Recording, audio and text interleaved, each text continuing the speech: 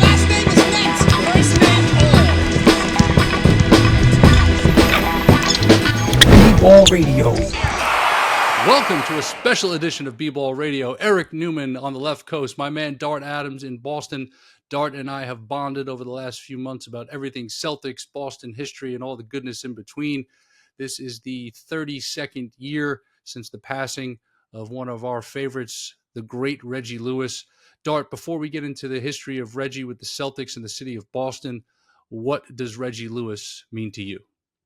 Well, Reggie, in my case, he means a lot to me because he was right there in my backyard. Northeastern University is right in my neighborhood, as are about 8 to 10 other colleges, universities, institutions of higher learning.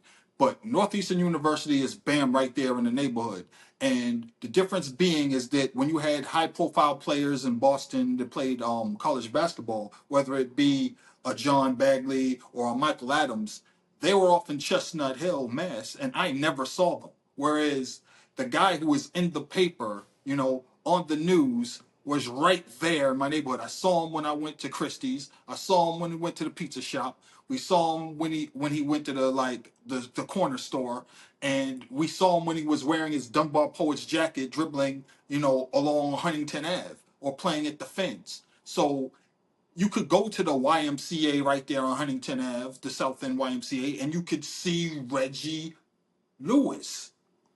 He was living, breathing, 6'7", had a part in his hair. You couldn't miss him. He was a high profile player because he was recruited out of probably one of the all-time great high school teams of all time, and the Dunbar Poets out of Baltimore, Maryland. And the insane thing was that you saw him in real life, and then you read about him in the paper. And at the time, a young Jackie McMullen covered him in the Boston Globe as if he were a Boston Celtic. And you would hear about his exploits and everything else, and like the entire public became enamored with him. So the reason why he's such a touchstone for so many people in my generation is because he was right there. He was in the community, he was in the neighborhood, he was one of us. So it was a very different dynamic in terms of having like somebody be in all the basketball magazines and be the talk of the town. And here he is, he's like our guy. So like that's pretty much what like Reggie Lewis ends up meaning to me. For the younger audience, Reggie Lewis from Baltimore, sixth man on a Dunbar team of Muggsy Bogues, David Wingate, Reggie Williams, and then him. They all go to play major D1 ball. Muggsy at Wake Forest, Wingate and Williams at Georgetown, part of the early John Thompson crew, alongside Patrick Ewing, that ends up winning the 1984 NCAA title. And then, of course, Reggie's kind of the guy who goes a little bit under the radar because of their greatness. Ends up at Northeastern. It's coached by Jim Calhoun, and he's right in the Celtics' backyard as the big three is really making a name for themselves. This is entering now the height of Celtics Lakers in the 80s. And of course, the Celtics win the championship in 84, lose in 85, win it in 86. Then because of a trade they made with Seattle the previous year, they get the second pick in the draft. They take Len Bias. We unfortunately know what happens there. He never puts on the uniform. And then the following season, the Celtics are back in the finals, the third time in 4 years against the Lakers. They're bruised. They're battered. They lose that series in 6. And late first-round pick, local kid. They obviously know who he is. He's an All-American. What is early Reggie Lewis like in Boston playing behind those vets? And truthfully, that first year, not getting much playing time in 88, where they're eventually dethroned by the Pistons. But the following year, 88, 89, of course, Bird misses the whole season, all but 6 games. And that's where Reggie really gets his shot. I mean, the interesting thing about Reggie is that he didn't think the Celtics were going to draft him. And I always tell people that the hilarious thing about that is he was sitting at home. He lived on St. Petov Street, not far from here, with his then girlfriend before wife, I believe, Donna.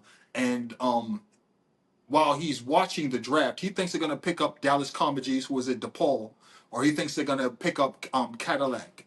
Anderson. And the hilarious part about that is the reason why he even dropped that low in the 87 draft, if you remember, is that Andre Lafleur goes in his place to the Portsmouth Invitational Tournament because he was injured.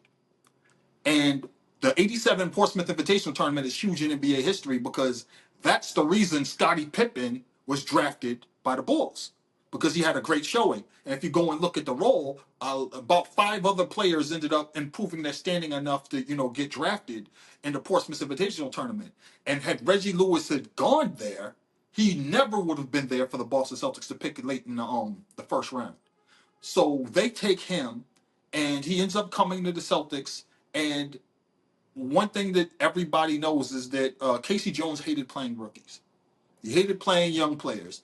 He tried to keep them out of the lineup as much as humanly possible, but he could not keep Reggie Lewis out, even though he played him sparingly. But even in those sparing minutes, he's averaged about 5 points a game, and he shows flashes of brilliance. And in the practices that they had, he seems like he has it all together. Now, his advancement gets speeded up when the bone spurs happened to Larry Bird. I think November 88 is when he has the surgeries.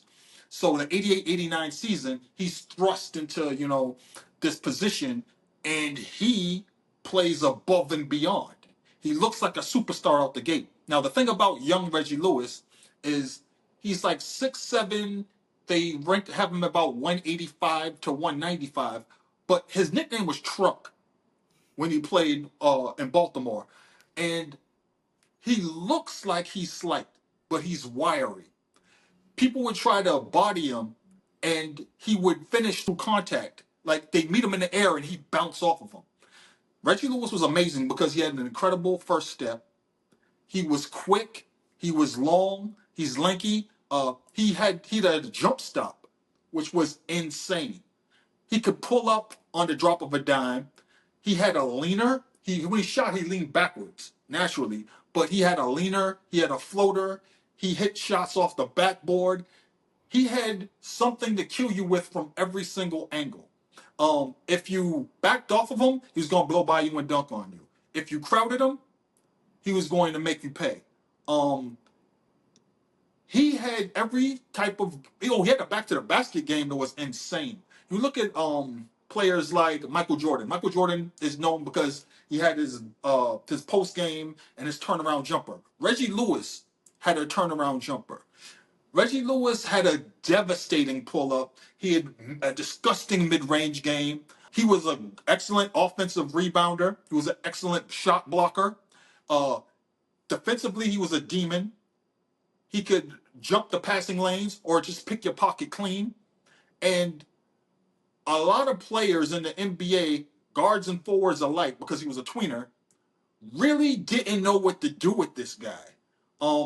And basically, he took the entire league by storm. In 1988-89, I believe he was second to most improved player to Kevin Johnson. And look at what Kevin Johnson's year was, and for him to come in second is insane. But I think what really opened people's eyes is that I believe in starting, he scored like damn near 20 points a game, and like that's what really made people realize that, wait a second, we might have something with this kid. And it was becoming very apparent that he might be the guy we passed the reins to. And Larry, who's sitting on the sidelines wearing Cosby sweaters, is noticing this too. And this is also when we get into the era of the zips and the zaps. The Celtics started drafting young players, and they started realizing that, we have these young, athletic guys that are just getting out here and getting after it. And then later, when Casey Jones steps down and, they hand the reins to other coaches, they start going with, we're going to play up tempo. And you have the big three who at one point they used to play an up tempo game, but now, they have injuries and like they can't really run the floor like they used to. The young Celtics are just, getting up and down there. And this is when we get John Bagley. This is when we get Sherman Douglas. And all this flies right there into like this new Celtics, the triple threat era. And Reggie Lewis is the face of the franchise all of a sudden, even though we have Larry Bird. And he captured the imagination of the young people, especially the inner city of Boston. Yeah, the Celtics big three gets old real quick. Obviously, not having Len Bias to help with the front court. Bill Walton breaks down, never plays again after the 87 playoffs. Bird, Parrish, and McHale all battling things the rest of their career. Of course, Larry, as we said, out for most of 88, 89. They also bring in Brian Shaw, Yep. who misses 89, 90 in that dispute because he goes over to Italy. Yep. But Dennis Johnson retires. Because of Reggie's emergence, they trade Danny Ainge to the Kings to get back some front court depth. Ed Pinckney was an effective role player. We all love Joe Klein, but Joe Klein was a backup center in the league that provided some toughness and physicality, always waving the towel on the sideline during those games. And for the first time, really, since Sam Jones, right? Like, as great of a player as Dennis Johnson was a 6'4" combo guard that could play point, that could play off the ball. Him and Ainge, they shared that beautifully. But Dennis Johnson wasn't an athletic, scoring, dynamic two guard. No. And in the 1970s for the Celtics, yes, they had a young Paul Westphal at one point, but the two guard was a role playing position next to JoJo White. So Reggie comes along. He's playing some two. He's playing some three. Of course, Larry comes back. In 89, 90, the Celtics look like they're going to be ready to contend again. But unfortunately, due to age and a blown opportunity in the first round of the playoffs, they blow a 2-0 lead to the Knicks. They lose in 5. Perhaps the worst elementary school Monday I ever have growing up in New York, knowing the wrath I'm going to get from my 6th grade friends following that loss. But then they draft D. Brown. And you mentioned triple threat. I was looking for the T-shirt earlier. It's somewhere. I just couldn't find it. But it's a triple threat T-shirt that will flash up on the screen. It's Reggie. It's Brian Shaw. It's D. Brown. You've got Kevin Gamble in the mix. You've got Bird, Parrish, and McHale. You've got Pinckney. And the 90-91 Celtics, which is the year the Bulls ultimately win their first title of the first three-peat, the Celtics are the best team in basketball for more than the first half of the season. Yeah. And then, of course, Larry's back starts to act up. And we can go down that history lesson another time. But Reggie really starts to solidify himself as, okay, this guy is emerging as one of the best two-way players in the league. Jordan clearly is the best two guard in the league. Clyde Drexler is sitting in second place there. But then Reggie really starts to emerge. And in 90-91, well documented, you've talked about it, Reggie Lewis blocks Michael Jordan's shot 4 times in one game in the Boston Garden. And then we see the Reebok commercial drop, Reverse Jam. And Reggie Lewis is starting to become that guy when that guy never felt this way in terms of a black athlete in Boston being celebrated like this.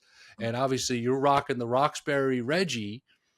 How is Reggie connecting with that community and the other communities in Boston as his rise continues, but also his community mission continues?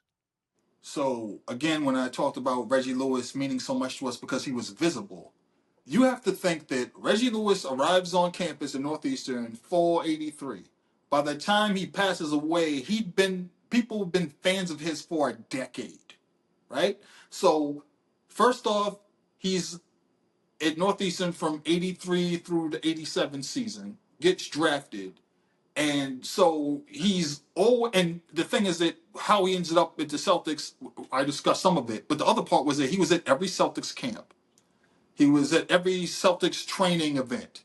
So the brass got to see him and his character and everything else a lot. Now, the other part of Reggie Lewis was that his play on the court. The way Reggie Lewis played was you would see the best and the brightest in the league give him respect on the court in real time. Like we talked about Michael Jordan. Michael Jordan and Scottie Pippen was a very interesting thing. Anytime he played the Bulls, you would see Mike kind of let Scottie Pippen guard him. And then he would start mixing up Scottie. He dunked on Scottie. He get a layup over Scotty. He'd drive to the hole, get a floater over Scotty. He'd rip Scotty. He'd block Scotty, like make him turn the ball over. And then now Michael got to take over. And when you see the way Michael Jordan played this man and the way they went at each other, going back and forth, and kind of the respect that Michael Jordan gave him, because he was lanky, he was rangy, he was tall, he could block his shot, he could affect his jumper. Michael Jordan is 6'6", had a 44 to 48 inch vertical, had insane bodily control, amazing hang time. And Reggie Lewis is affecting this man's shot. Of March, Jordan had it deflected. The block by Lewis. That is insane to think. The reason why Michael Jordan dominated so many players in the league is because sometimes he'd be driving to the hole. There'd be 2 or 3 people in the paint because nobody could check him one-on-one. They're leaving Reggie on that man. You have Kevin Gamble over here. You have other people switching off, people coming over. Maybe D Brown's going to come over and do something. But they had no problem having Reggie on MJ or Reggie on Pippen. No problem whatsoever. And those were the premier guys on both sides of the ball in the NBA at the time. So that told us everything we needed to know about Reggie. Now, when you saw that, kids wanted to emulate that because this is the era, the early 90s is the era of NBA entertainment really coming into its own and really pushing the young superstars, at first, before they went into hyperdrive later after the 96 draft. But you would watch inside stuff. You're seeing highlights of Reggie Lewis. This is the era of the boom in basketball cards. We don't care if it's Score, Upper Deck, Fleer. This is the Reggie Lewis cards are popular across the board. And in the inner city of Boston, all the kids wanted to be Reggie. They wanted Reggie Lewis jerseys. I went to a BNBL game, kids, and they stopped the game about 2 minutes in and said, because the kids were doing lean back jumpers like Reggie. And it was like, stop trying to shoot like Reggie. You're not him. Just be yourselves. And then they played the game and kids started making shots. So that's the impact Reggie Lewis had. Like another thing that's insane. The early 90s, late 80s, early 90s in Boston were like the Wild Wild West. A whole lot of gang violence, a whole lot of like gun violence, murders, things like that. If you look at the numbers, it's going to be disproportionate because Boston is nowhere near as big a city as New York or Philadelphia or Chicago. But that number, you think about the size of the metro, not the metro Boston area, but the city of Boston, those numbers are astronomical. And kids at this time who didn't fear police, who didn't fear anything, when Reggie Lewis came around, Reggie Lewis was a soft-spoken, very kind guy. Kids wouldn't swear around Reggie Lewis. That's the respect they gave him. And I remember seeing this and I'm like, what? Because they knew that's not what Reggie's into. They knew that's not what Reggie's about. But also they knew that Reggie cared about the community. Reggie's going to be at the Boys and Girls Club. Reggie's going to be at the community center. Reggie's going to be talking to kids. Reggie's going to be signing autographs. At a time when you had like Robert Parrish, famous Celtic, we don't see him a lot. Larry Bird, when you do see him, he's going to sign your autograph and what have you, but you got to catch him. We didn't see Kevin McHale in the hood, We saw Reggie. We saw Reggie all the time. And it doesn't matter. And at the time in Boston, we're talking about South End, Lower Roxbury, Dorchester, Jamaica Plain, Mattapan. Every kid from the inner city of Boston identified with Reggie Lewis. He was our Michael Jordan. He was our celebrity. His reverse jams came out. Kids were lining up to try to buy some Reeboks in a city that is Adidas crazy. If you were rocking some reverse jams, people were like, oh, yo, those are dope. And everybody else got Adidas on. So Reggie Lewis had this aura. He had this. I haven't seen another player as beloved in the inner city of Boston since Reggie Lewis. And it was a different dynamic because if you go back to the 60s, the inner city loves Bill Russell. They love Sat Sanders. They love Sam Jones. They love KC because KC and all those guys came back to the community, Bill had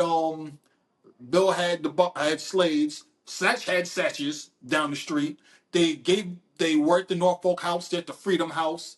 They're at the Boys and Girls Club. They're opening the first like basketball leagues in the like early '60s before like we get to the BNBL in 1968, the Boston Shootout in 1972, and all this other stuff.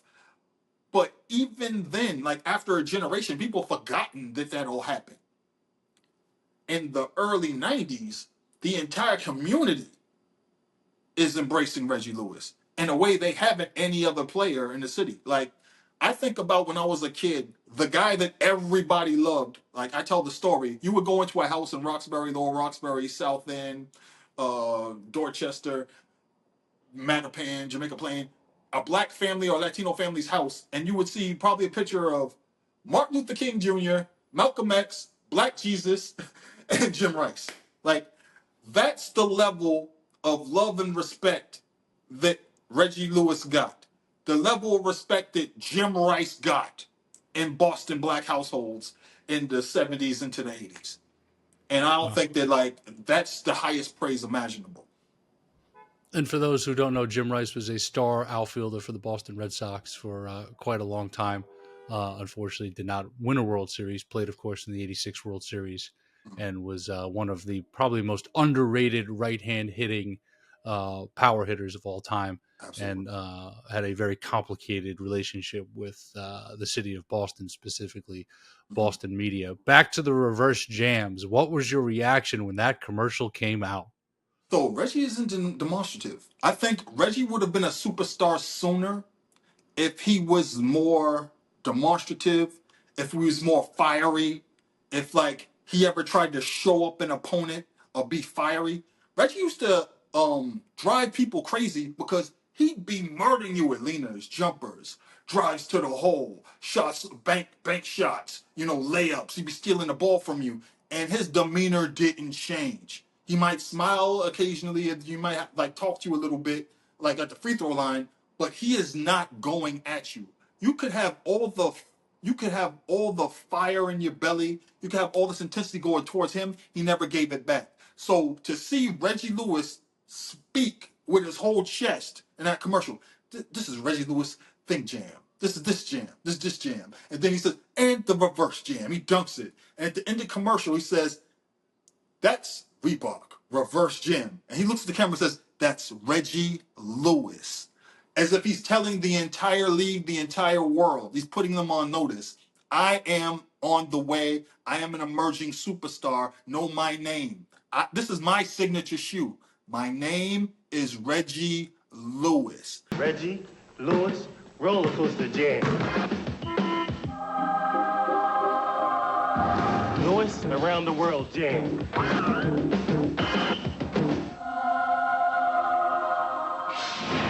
Reggie, reverse jam.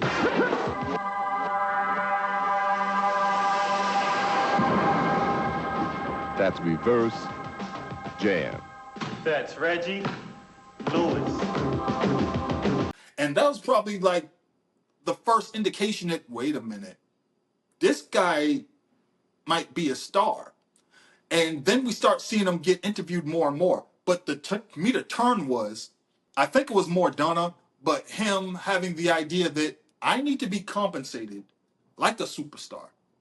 Mm-hmm.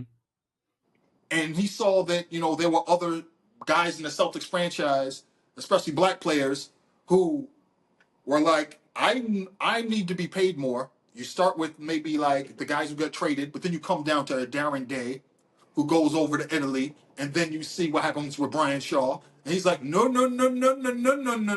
my friend. Y'all got to pay me. So he gets a high-profile guy to, represent him, and he puts the Celtics feet to the fire, and he gets him paid.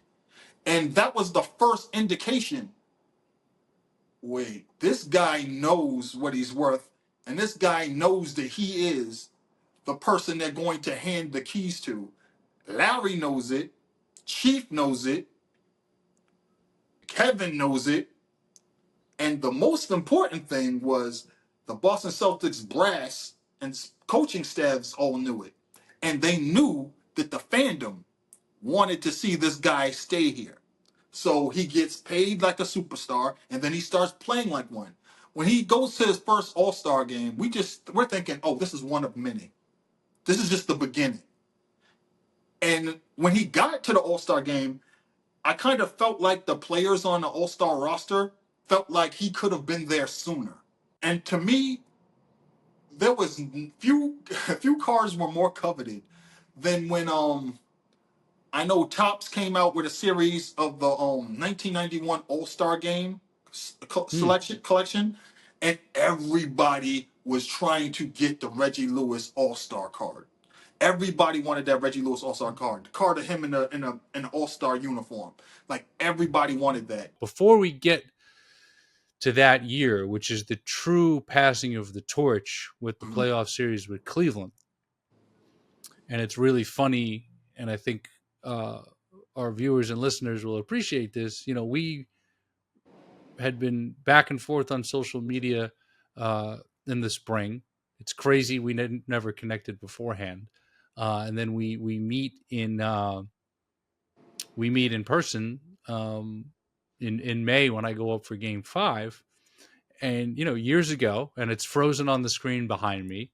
I made a Reggie Lewis mix on YouTube, and you literally showed me the screenshot of how many times you've watched that, and it's favored.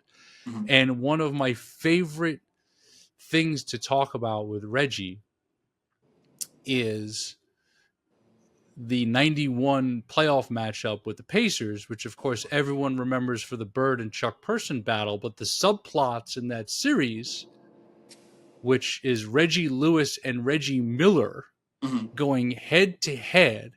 And when Larry comes back in the game after he hits his face on the floor and he throws that outlet pass over the top of, I think, a trailing Michael Williams, his fingertips, and Reggie catches it and two-hand jams that thing in the Boston Garden. It's like you're watching the beginning of the passing of the torch. Yeah. And if you remember, the camera cuts to Bird. You see the mark on his face. He's dropping F-bombs. He's so pissed. And Reggie's just as steady as it could be. Larry Bird has returned with 4 minutes remaining in the third. Boston by 1. Reggie Miller shot rebounded by Bird, who rips it down. He was such an incredibly smooth transition player. But what do you remember about that transition from Bird to Reggie? It's 91 into 92. And then, of course, as we've talked about, he just explodes in that Cavaliers second round series in 92. I think it was interesting because we were looking at the fandom like, we know it's coming. We know it's coming sooner rather than later. But some folks don't want to let go of Larry. But I feel the younger demographic was like, it's time. And then you had like in the middle folks that were like, look, I was here for when he showed up. I was here for when he came. I remember when he got drafted and we had to wait the whole year, the Birdwatch year. But it's time to hand the keys over. And it was this really weird feeling and dynamic. And it's almost like some of the fandom wanted Larry to come out and say, hey, I don't have it anymore. There's your guy. Like, he had to say that to them before they went all in. But the younger folks, we were waiting for it. This was like an 18-month process for us. We watched the playoffs, we watched those playoffs. We watched those matchups. We watched how Reggie Lewis, although he was a superstar in the regular season, look at how he raised his game in the postseason. You look at those games that he had, even like the first time in the playoffs, he had 20.9 rebound games against the Pistons. Against Joe D. Spins to the lane. Wide open Jay. Doesn't get it. Lewis with a stick back. McHale not getting any position from Lambeer. Forces Lewis to take the fade away, and he hits it. Then you look at the games he had against, Indiana. Look at the games he had against the Cleveland Cavaliers, who were a thorn in the Celtics side. Lewis spinning off the screen, then got the step. Oh, what a move by Reggie. He was having these insane games where he was just going off. And you're like, come on, he's the guy. he's the guy. But there was this weird, the handing of the torch. I feel like Larry Bird felt like, what else do you want me to do to spell it out for you that this is the next guy? You know? And I think a lot of other people were like, maybe they thought that like it was obvious to Reggie's the guy, but also they were scared with the past of Boston and the Celtics and the fan base that they wouldn't get behind Reggie if he was the guy. But Right. we also knew that's not necessarily true. But also we knew that this was going to be big for the way everyone else sees the Celtics, more so than the Celtics fan base. We thought the Celtics fan base, they'll get past it and they know Reggie's the guy. But the thing is that Larry's going to be still around. And until Larry separates himself, can we finally just focus on Reggie? So, like, that handing off of the torch was interesting because it was Reggie's the captain, Reggie's the leader, Reggie's the face on the media guide, Reggie's the heir apparent. Reggie's going to be the guy that gets us to number 17. And these young guys with him, you're looking at a Rick Fox, you're looking at D. Brown, you're looking at like this whole roster. We brought over Xavier McDaniel, to bring the team some toughness. And you're just looking at this squad. You got Ala Abdel Nabi, which one of the weirdest starters in the history of the NBA. He started the 4, started next to Chief. He was there. Reggie's last year, I believe, was his first year there as his X-Men. But I just want to back it up real quick. The Cleveland series. Bird doesn't play down the stretch of the season. The Celtics get hot. They catch the Knicks. They steal the Atlantic Division. Yep. They take the 2 seed. The Knicks drop to 4. The Knicks have to battle Detroit in the first round. This is Riley's first year. They end up beating the Pistons in 5. Great series. First playoff game I was ever at was that series at Madison Square Garden. Snuck down to the seats by the basket for warm-ups. Heard the Pistons talking smack. It was hilarious. It was a great life memory. I was in 8th grade. The Celtics have a rematch with Indiana. Mm-hmm. Sweep them. No Bird. Reggie's the best player in the series. It's not even close. Then it's Cleveland with Price, a young Terrell Brandon, Larry Nance, Brad Daugherty, Craig Elo, Hot Rod Williams. They're a very, very, very good team. Celtics split the first 2 on the road in Cleveland. They come back to Boston. Bird's not playing. The big question is, when's Larry coming back? Game 3, no Larry. Reggie goes off. That's the 36-point game. That's the stop on 2 feet in the lane, bring it back and yam it on him. The Celtics are up 2-1, and now you could taste the matchup with the Bulls. If the Bulls get there. The Bulls are struggling with the Knicks. That one goes 7. And then Bird comes back for game 4. Mm-hmm. And the Celtics lose a heartbreaker at home. And you have this whole debate in the media. Should he play? Should he not play? And to your point, Reggie's leading the team. And they end up losing that series in 7 games. From your perspective and your memory up there, mm-hmm. Bird's going to play in the Olympics. Yep. He eventually calls the retirement after the Olympics. I remember me and my immediate group of friends in our age group all knowing that in 92, the 92 playoffs, that was Larry Bird's last game. We knew. It's a wrap. The reason why he tried to play at all is because he wanted to give it one last run. So at the time too on the streets was Nutmeg Sports and all these other people were putting out the Olympic gear, and it was gonna be Larry and Magic finally together, and it had all their accolades on the back, and we kind of read it and we knew, oh, Larry's gonna retire. This is his last go round. This is it. He's done, and then the team's gonna be Reggie's. So my age group, like the young people, we all knew. I think the older folks were kind of in denial. But they had to know. They saw that series. You had all the evidence pointed to this was his last hurrah. The way people clapped, the way people cheered, or the pain that they felt, like they clapped through the tears. They had to know that it was over. So as much as it was up in the air until the announcement happened, I knew it was over. Like people were in denial. We knew it was over. But the thing was, the quicker we go to the Reggie Lewis era, the quicker we figure this out, the quicker we build around Reggie. And the saddest part for me is that I talk about this all the time. Len Bias, had he lived, I think that the Celtics still draft Reggie Lewis at 22. I think they still draft him because I think the same thing would have happened. They have both these guys there to round out, the 8-man rotation. I think they both would move up faster together. I think there would have been a revelation together.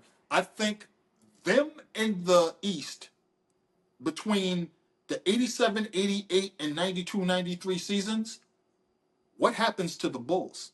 What happens to the Pistons? You have the guy who everybody in the ACC was on record as saying, this is the one guy we think that can compete with and might be better than Michael Jordan. Dean Smith, Garrett, all the coaches in the ACC were like, oh yeah, absolutely. Mike had to get out of here early, but that guy's the guy that could go toe-to-toe with Michael Jordan. And then on the other side, we would have had, look at Reggie Lewis and look at how he played against Mike and Pippen. Now you have those two guys go up against MJ and Pip. Those two guys with Larry still playing, passing them the ball. With Larry still playing, with the big three still playing, going against the bad boys. And then imagine what happens with the Lakers. How many championships do the Lakers win if we have both of those guys together? I mean, the 87 finals, the Lakers win that series in 6 games. Yeah. The Magic baby hook in game 4 puts them up 3-1. Like, you could relive the last few. The Celtics blow a 17-point lead in that game because they can't continue the pace. Yeah. Because they have no bench. They are toast depth wise, but yet they are there. And Larry leaves that 3 2 inches shorter. It's 2-2 with game 5 in Boston because that's the old 2-3-2 format. Yes. They ultimately win game 5 at home and lose in 6 in the finals. It's one of the greatest what ifs of all time because their careers are extended. Mm-hmm. All of them. McHale is a permanent 6th man. Bias is at the 4. You find somebody else to take some minutes from Chief, but he's at the 5. You play McHale at some 5.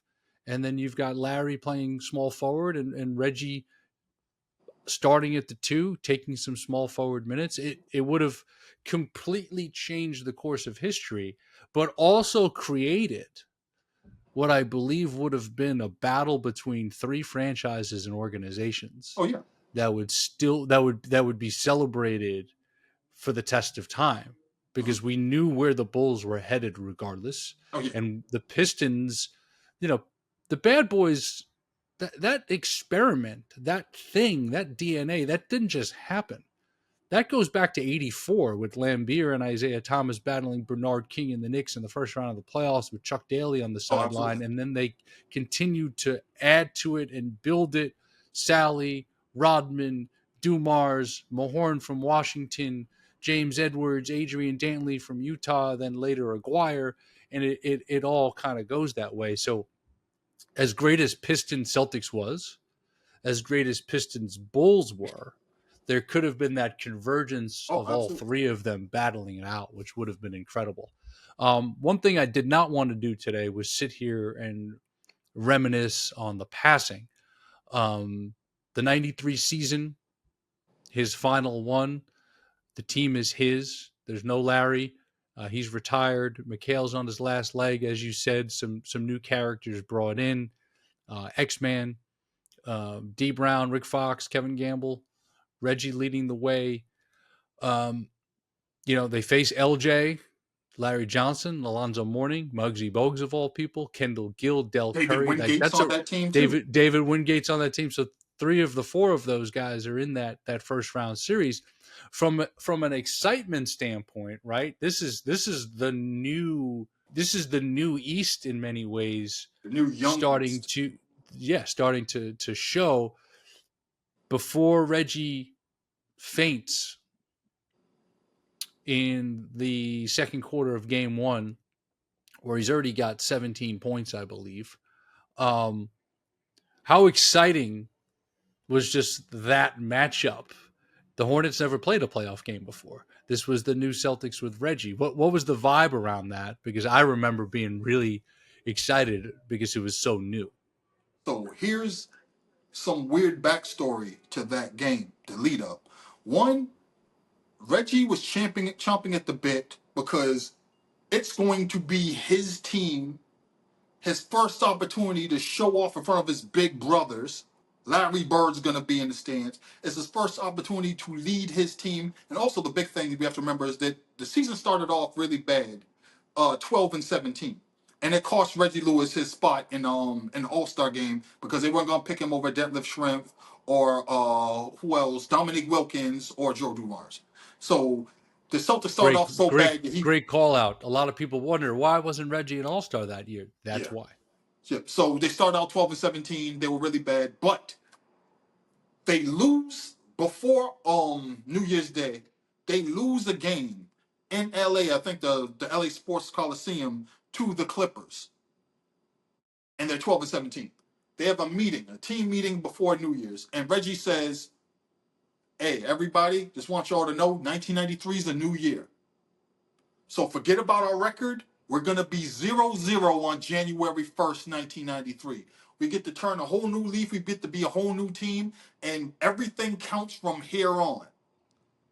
He says this to the entire team, and they respond immediately. Start going on winning streaks. Start carrying the league up, doing all these amazing things. So they start out 12-17. They finish the season 36-17. And towards the end of the season, they have this barn burner of a game on TNT versus the eventual Western Conference champions, who are 54-15 at the time, Phoenix Suns, when Charles Barkley went off and Reggie goes off, and everybody sees this game.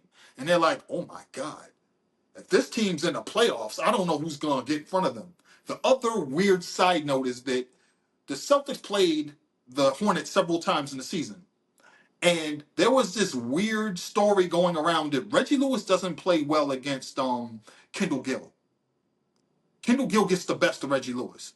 And Reggie is seeing this, and he's like, now he's not a demonstrative guy, he's not a loud guy, but he's fuming behind the scenes. And he's like, they think that Kendall Gill can guard me? They think Kendall Gill can check me? Do they realize I'll go through Kendall Gill? So when game 1 happens, he is just fired up to the point where if I see Kendall Gill, I'm going through him. And anybody that tries to guard me instead of him, I'm going through them. And he starts out the game doing just that. He's going at everybody. Nobody stopping him. Like, he's just getting everything anywhere he wants. A couple of times, as Alonzo Mourning tries to get in front of him, he goes through Alonzo Mourning, gets and ones, shooting over him, and like he's going back to Kendall Gill. People are trying to like save Kendall because they're like he's a mat on for you. He's trying to prove a point here, and he's doing that, and he collapses during a play where the ball goes inside, they drive to the hole, then it comes down, and then Robert Parrish dunks. But when he faints, there's nobody around him. Matter of fact, he's running down the left. He's running down the left wing. Yeah, and he just begins to stumble. Yes, and he just collapses. And I think Johnny Newman sees him, and he turns and he sees Robert Parrish going to the hoop. So he collapses. Like he covers and like he scores. And then he sits up. Reggie sits up. And everybody's like, what the hell is going on? Now, the other piece of that is that still in people's minds, Hank Gathers. Everybody saw the Hank Gathers footage of what Yep. happened to him at Loyola Marymount. And that immediately had people like, what the hell? And then comes the whole scandal of getting him off the court, talking to him on the sideline, and then putting him back in the game later, where he comes back and scores I think he comes back in, he gets 2 buckets in the third quarter, in a just free throw. doesn't look right, doesn't feel right, and then he comes out of the game. Mhm. They end up winning that game. And then, of course, they lose 3 straight Yeah. to end the series. But we couldn't have predicted Oh, what was going to happen. And I think on a separate episode, you and I need to put on the detective lens mm. to talk about all those things. But to close this, and you're rocking it right now, and I've got my I mean, this is going to go down as one of my favorite things as far as the packaging. This is so wonderful what you guys have created. Talk about the meaning of the jersey and what it represents in terms of the connection, of course, with Roxbury, where Reggie is so revered. It says Roxbury 35, and on the back it says Reggie. And the reason is because this is the 30th anniversary of the opening of the Reggie Lewis Center right there in Roxbury. It's right near 2 buildings. We have Madison Park High. We also have O'Brien School of Math and Science. But we also have across the way we have Roxbury Community College, and they all share a similar space and in the community. And the Reggie Lewis Center is a meeting place for the community. It's a place where people could practice. It's a place where people could have events. It's a multi-purpose space, and it's named after one of the most beloved people in the history of the neighborhood. I don't think that there was a better way to like really encompass everything that Reggie meant to community through having a community center that means so much to the community. And when you enter the space, you see these amazing portraits of Reggie Lewis all over the place. And there's the 35, and those of us that got to see him play and wanted to emulate him and everything he was. And it wasn't just about what he did on the court, it's about the person he was. He was giving, he was kind, he cared about kids. He cared about his community. Like I said, he lived in the community. So everybody felt this connection to Reggie Lewis. And when you enter that place, you feel that same spirit of like warmth and camaraderie and community and this sense of I can achieve something because you look at what Reggie was able to do. He went to Northeastern University. Northeastern University is not a very big at the time, especially in athletics, a very big Division I school. It was in a small conference, and they went to the NCAA tournament every year with Reggie. And the wildest part is that for three of those years in a row, they went against BU, and they were led by Kyrie Irving's dad, Dedrick Irving, at BU. And we had a separate thing where we had, Reggie Lewis jerseys and Dedrick Irving jerseys to show like that. We called it the dogfight. Northeastern University Huskies, BU Terriers, and along the same train line.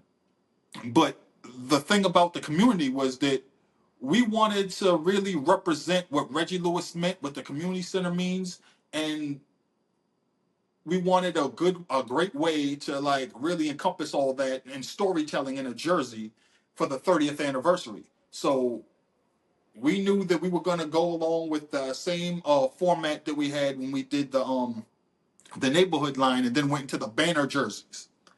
And instead of 18, it's going to be 35 for Reggie. And it has the community, Roxbury Community College, and also Roxbury, where Reggie Lewis was, revered.